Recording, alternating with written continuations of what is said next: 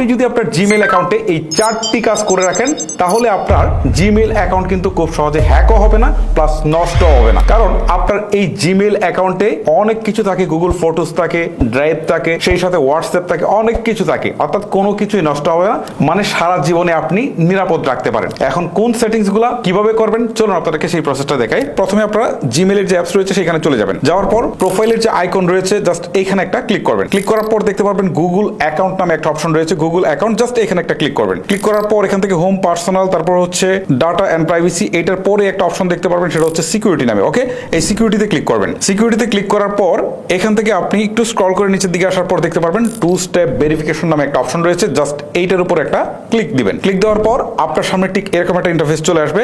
এইখান থেকে বলছে যে অ্যাড ফোন নাম্বার, জাস্ট এখানে একটা ক্লিক দিবেন। দেওয়ার পর আপনার একটা সচল ফোন নাম্বার এখান থেকে দিয়ে দিতে হবে। তার আগে হচ্ছে এখান থেকে কান্ট্রিটা সিলেক্ট করতে হবে, মানে কান্ট্রি কোডটা। সো এইটার উপরে ক্লিক দিয়ে আপনি হচ্ছে এখান থেকে বাংলাদেশ সিলেক্ট করে দিবেন। ওকে, আমার এটা যেহেতু বাংলাদেশ, আপনি আপনার কান্ট্রিটা দিয়ে দিবেন। আমার বাংলাদেশটা আমি বাংলাদেশ সিলেক্ট করে দিচ্ছি। এখন এখান থেকে কান্ট্রি কোডটা শো করছে। এখন আমি একটা সচল ফোন নাম্বার দিয়ে দিব। একটা ফোন নাম্বার দিয়ে দিয়েছি। এখন এই ফোন নাম্বারে কিন্তু একটা কোড যাবে, সেই কোডটা কিন্তু এখানে বসাতে হবে, তা নাহলে কিন্তু 2 স্টেপ ভেরিফিকেশনটা কখনোই সম্পন্ন হবে না। ওকে, আমি নাম্বারটা বসিয়েছি, এখন নেক্সট বাটনে ক্লিক করে দিচ্ছি। ওকে, আমি কোডটা বসিয়ে দিয়েছি, এখন ভেরিফাই অপশনে একটা ক্লিক করে দিচ্ছি। অলরেডি এখান থেকে দেখাচ্ছে যে এটা অ্যাড হয়ে গেছে। সো এখন আমি ডান বাটনে ক্লিক করে দেই। সো আমি যদি একটু ব্যাক করে চলে আসি তাহলে আপনাদেরকে দেখাই, এই যে 2 স্টেপ ভেরিফিকেশনের এখানে কিন্তু একটা হলুদ একটা টিক চিহ্ন চলে আসছে, মানে 2 স্টেপ ভেরিফিকেশনটা চালু হয়ে গেছে। ওকে, এখন প্রশ্ন হচ্ছে যে এই 2 স্টেপ ভেরিফিকেশন আমি চালু করলে কি সুবিধা পাবো? ধরেন আপনার এই জিমেল আইডিটা কেউ একজন নিয়ে গেছে এবং পাসওয়ার্ডটাও সে নিয়ে গেছে। এখন যদি সে লগ ইন করতে যায় তাহলে এই সিমে, মানে আপনার যে সিমটা রয়েছে সেই সিমে একটা কোড আসবে, সেই কোডটা না বসালে সে কিন্তু আপনার জিমেলে প্রবেশ করতে পারবে না। সো বুঝতেই পারছেন, কারণ ফোন আপনার কাছে থাকবে, আইডি হ্যাক করে নিয়ে যাক, মানে আপনার ইমেল আইডি হ্যাক করে নিয়ে যাক, বাট ফোন নাম্বার তো আর নিয়ে যাচ্ছে না। যখন ফোন নাম্বার আপনার হাতে থাকছে তখন কিন্তু চাবিটা আপনার হাতে, বুঝতে পারছেন? এটা হচ্ছে বড় একটা জিনিস। এই জন্যই 2 স্টেপ ভেরিফিকেশনটা চালু রাখতে হয়। এটা যদি চালু রাখেন তাহলে আইডি হ্যাক হওয়ার সম্ভাবনা একদমই কমে যাবে। তারপরেরটাও এই সিকিউরিটি অপশনে রয়েছে। এখান থেকে যদি আপনি দেখেন স্ক্রল করে, এখান থেকে একটু স্ক্রল করে নিচের দিকে আসবেন, এখানে হচ্ছে সিকিউরিটি কোড নামে একটা অপশন রয়েছে, জাস্ট এটার উপর একটা ক্লিক করবেন। এখন দেখেন এখান থেকে আপনি 2টা সিকিউরিটি কোড পেয়েছেন, এই 2টা সিকিউরিটি কোড আপনি লিখে রাখবেন। পরবর্তীতে যদি আপনার আইডিতে কোনো প্রবলেম হয়, যদি আপনার এসএমএস না আসে বা এসএমএস এর কোড না আসে, আপনি এই কোড বসে কিন্তু লগ ইন করতে পারবেন। সো এটা খুব ইম্পর্টেন্ট, আপনারা অবশ্যই লিখে রাখবেন। লিখে রাখলে সুবিধা কি? ধরেন আমি 2 স্টেপ ভেরিফিকেশনটা চালু করেছি, বাট দেখা গেল যে আমার এখানে কোড আসে না। এই প্রবলেমটা কিন্তু অনেকেই ইদানিং ফেস করছেন, সিমে কোনো কোড পাঠান, তখন আপনি রিকভারি এই কোড দিয়ে কিন্তু আপনি লগ ইন করার সুযোগ পাচ্ছেন। সো এটাও কিন্তু আপনার জন্য ইম্পর্টেন্ট, কারণ আপনার যদি কোড কখনো না আসে তখন আপনি এই রিকভারি কোড দিয়ে কিন্তু লগ ইন করতে পারছেন।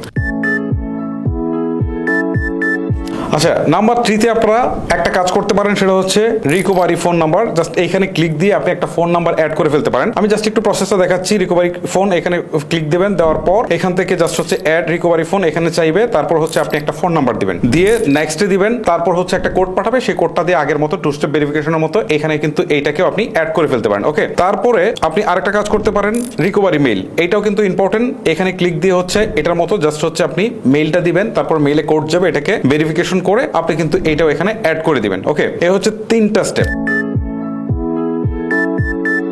4 নম্বর যে স্টেপটা, সেটা হচ্ছে আপনি জিমেলে যে পাসওয়ার্ডটা ইউজ করছেন সেটাকে স্ট্রং করে দিবেন, পাসওয়ার্ডটা চেঞ্জ করে দিবেন। আপনার জিমেলে পাসওয়ার্ড পরিবর্তন করার জন্য জিমেলের অ্যাপে চলে যাবেন। জিমেলের অ্যাপে আসার পর এখানে দেখতে পারবেন প্রোফাইলের আইকনটা রয়েছে, জাস্ট এটার উপর একটা ক্লিক করবেন। ক্লিক করার পর এখান থেকে দেখতে পারবেন গুগল অ্যাকাউন্ট নামে একটা অপশন রয়েছে, এই গুগল অ্যাকাউন্টে একটা ক্লিক করবেন। ক্লিক করার পর নিচে দেখতে পাচ্ছেন হোম, তারপর হচ্ছে পার্সোনাল ইনফো, তারপর হচ্ছে সিকিউরিটি। আমরা এই সিকিউরিটিতে যাব। সিকিউরিটিতে আসার পর একটু স্ক্রল করে নিচের দিকে আসতে হবে। নিচের দিকে আসার পর এখান থেকে দেখাচ্ছে পাসওয়ার্ড, পাসওয়ার্ডের উপর একটা ক্লিক করতে হবে। ক্লিক করার পর ঠিক এরকম একটা ইন্টারফেস চলে আসছে। এখান থেকে বলছে যে আপনার পাসওয়ার্ডটা দিয়ে দেওয়ার জন্য। ওকে, আমি পাসওয়ার্ডটা দিয়ে দিচ্ছি। ওকে, আমি পাসওয়ার্ডটা দিয়ে দিলাম। এটা হচ্ছে আমার কারেন্ট পাসওয়ার্ড, মানে যে পাসওয়ার্ডটা দিয়ে এখন আমি লগ ইন করি, এটা দিয়ে দিতে হবে। ওকে, দিয়ে দিলাম, তারপর নেক্সট বাটনে ক্লিক করে দিচ্ছি। এখন এখান থেকে বলছে একটা নতুন পাসওয়ার্ড সেট করতে। ওকে, আমরা একটা নতুন পাসওয়ার্ড সেট করে দিই।